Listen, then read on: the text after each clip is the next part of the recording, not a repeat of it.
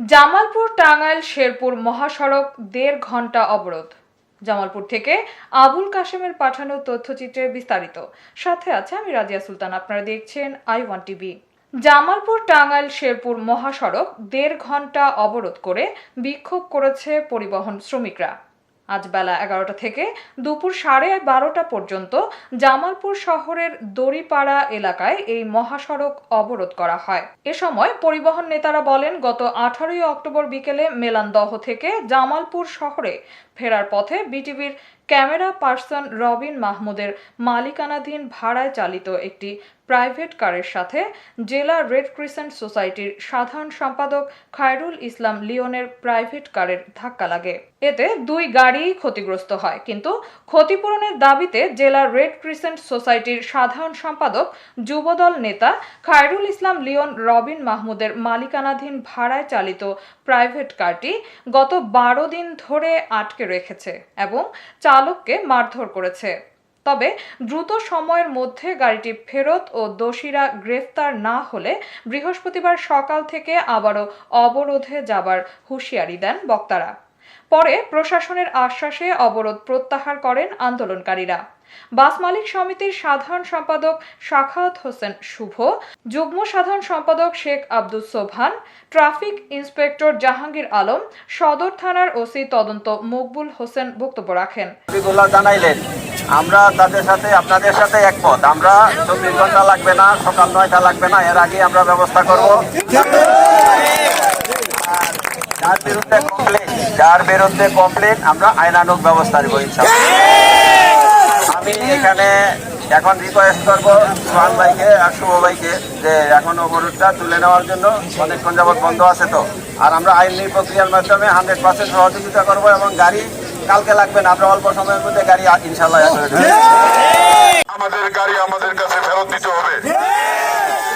এই 15 দিন যে অন্যায়ভাবে আমাদের গাড়ি আটকে রেখেছে এবং আমাদের শ্রমিকের সাথে দুর্ব্যবহার করেছে, এর বিচার করতে হবে।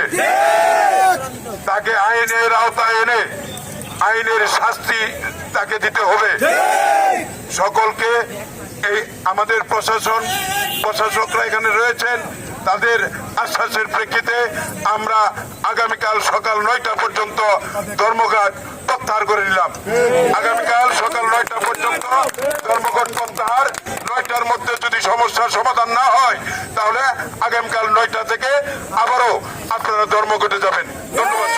একটা নিরীহ মালিক, সে নিরীহ মালিক, সে একজন পেশায় সরকারি সাংবাদিক। তার গাড়ি আজকে 12 থেকে 15 দিন যাবৎ গাড়িটি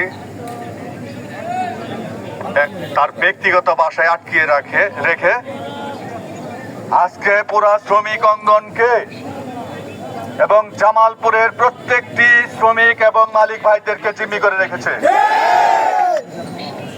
জামালপুরের ইতিহাসে এরকম কোন ঘটনা নাই যে গাড়ি এতদিন আটকে থাকবে। সে কোন সাহসে, কোন প্রভাবে, কার মদতে এই গাড়ি জামালপুরে আজকে 15 দিন যাবৎ আটকে রেখেছে, এটা আমরা জামালপুরবাসী এবং জামালপুর শ্রমিক মালিকরা জানতে চাই। এ বিষয়ে আমি যতদূর জানি যে মাইক্রো নেতৃবৃন্দরা থানাকে অবগত করেছেন একাধিকবার এবং বিভিন্ন নেতৃবৃন্দর দ্বারস্থ হয়েছেন, তারপরেও সে কোনো কর্ণপাত করে নাই। সে কর্ণপাত না করে, কাউকে উপেক্ষা না করে আজও পর্যন্ত সে গাড়ি কিভাবে তার বাড়িতে আটকে রেখে গাড়ি কোনো সুরাহা না করে আমরা জানি জামালপুরের শ্রমিক মালিক অত্যন্ত ধৈর্যশীল। তারা 15 দিন ধৈর্য ধরার পরে আজকে রাস্তায় নামতে বাধ্য হয়েছে। কেন এই গাড়ি প্রশাসন সহ ঊর্ধ্বতন নেতৃবৃন্দ সহ জানার পরেও সে কিসের বলে, কোন প্রভাবের এই গাড়ি আটকে রেখেছে, অথচ আজকে 2 ঘন্টা হলো এখানে ধর্মঘট চলছে, এরপরও গাড়ি কেন এখানে আসেনি? দেড় ঘন্টা অবরোধের কারণে শেরপুর ও টাঙ্গাইল মহাসড়কে তীব্র যানজটের সৃষ্টি হয়। ভোগান্তিতে পড়েন এই পথে চলাচলকারীরা। জেলা রেড ক্রিসেন্ট সোসাইটির সাধারণ সম্পাদক খায়রুল ইসলাম লিওন জানান, ক্ষতিগ্রস্ত প্রাইভেট কারটি তার বন্ধু খোকনের। তার বিরুদ্ধে আনা সব অভিযোগ রাজনৈতিক উদ্দেশ্য প্রণোদিত বলে দাবি করেন। এতক্ষণ সঙ্গে থাকার জন্য ধন্যবাদ। i1 টিভি নিয়মিত আপডেট পেতে ভিজিট করুন আমাদের ওয়েবসাইট, ফেসবুক, ইনস্টাগ্রাম ও ইউটিউব চ্যানেলে।